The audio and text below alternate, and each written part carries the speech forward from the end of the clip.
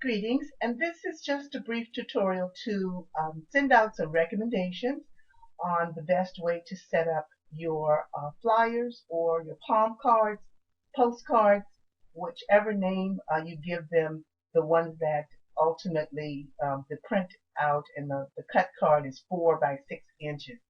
In the graphics term, you want to make sure that your images, that your total image is the same pixels that related to the email that you received. So you probably received an email. I'm going to bring this over with the link in it that said 1875 pixels by, and there's supposed to be a P in there, by 1275 pixels. So those are the numbers.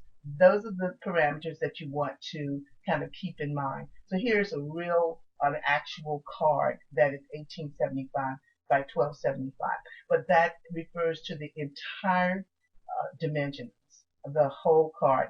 It's inside that we're going to be looking at. We're going to be making sure that we place everything inside and give what's known to the printers as some bleeding room so that the machines can cut the card and not cut off any of the valuable information that you might want to put on the card, any of the content. So for example, this card has an element here that's close to the edge, but we gave it some room. And when it cuts off this sort of a glow here, it will cut it off here, but it will still leave plenty of glow on the card so you can see what we were trying to do, have this glow effect.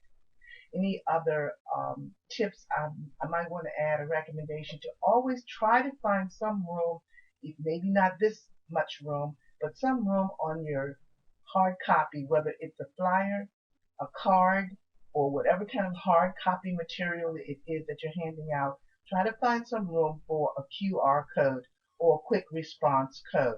Even if your client does not have Office VP, which generates your code for free and send people directly to your system, it's still a good idea to go out and search for a resource for QR codes. They're quite dependable for most of the resources, even though they are free. There's usually no cost involved in them.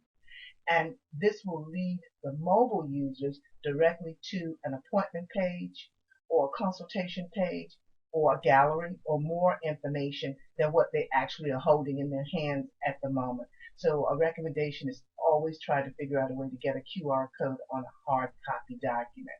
I'm going to go over and take a look at another example, and this could be the other side of the card. They have two different looks to them altogether, but they have contact information on both cards in different ways. So here the URL, the phone number, the email address, same card on the back, telephone number, URL, email address.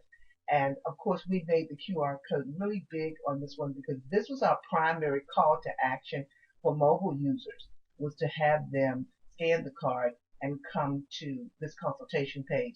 So your largest piece of content or most standout piece of content would be your call to action, what you want them to do. And here's another example with just that could be the back or front of a card.